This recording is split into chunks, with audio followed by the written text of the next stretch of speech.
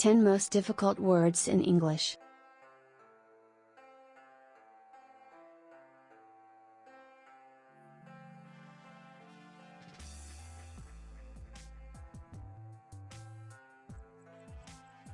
If you know a language purist, watch out.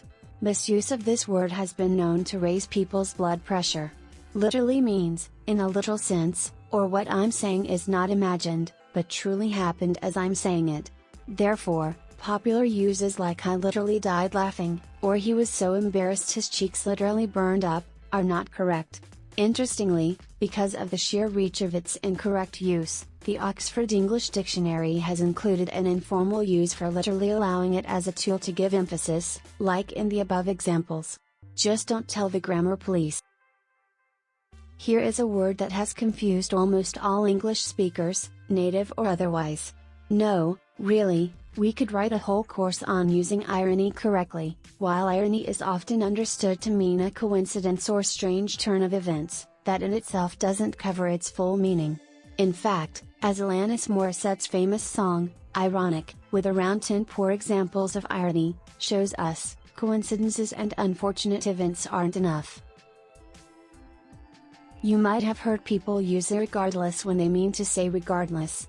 Regardless means without regard or despite something. He maxed out his credit card regardless of the consequences, and is perfectly acceptable.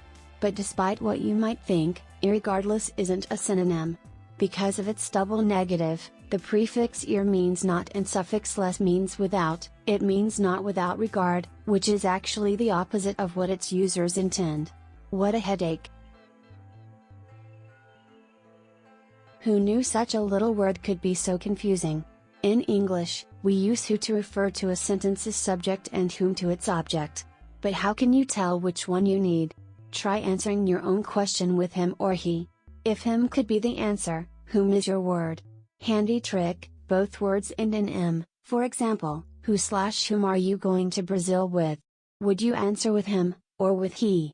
You'd choose him, so whom is correct. This is a pronunciation bungle for many students. When you look at this word, meaning a rank of officer in the army, you might think it's pronounced colonel. And who could blame you? It's not so simple, however, as it's pronounced colonel, like a corn kernel. But how did colonel end up being spelled like that? Well, it's an old tale of word borrowing across history.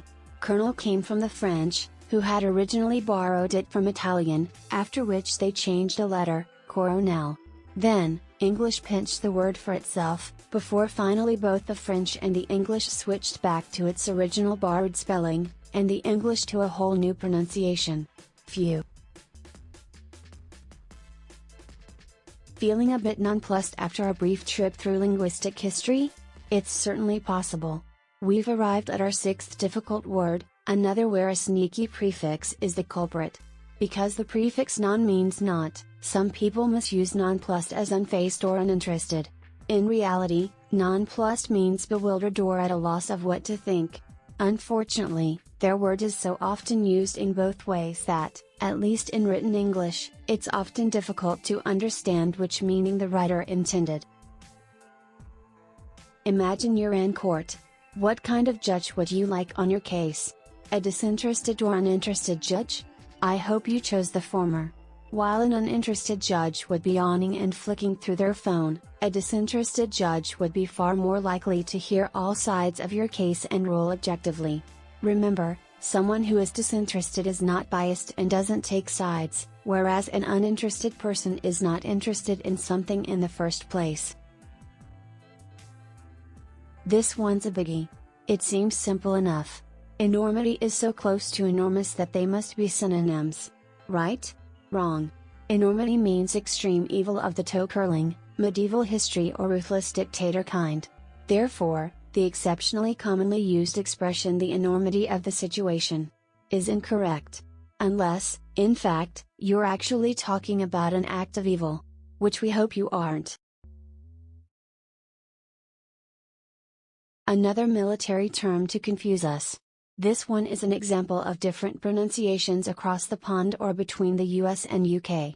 In British English, the word is pronounced lieutenant, whereas in the United States, you'll hear lieutenant. While both locations have kept the same spelling, just to make it interesting. The US pronunciation is heard increasingly often in other English-speaking countries. What's that prefix doing on an unfamiliar word like abash? Well, while abash does exist, it means to embarrass or perplex. It hasn't been widely used for centuries. The negative version, unabashed, on the other hand, is used today and means not embarrassed. So next time you're practicing your English, speak with unabashed enthusiasm.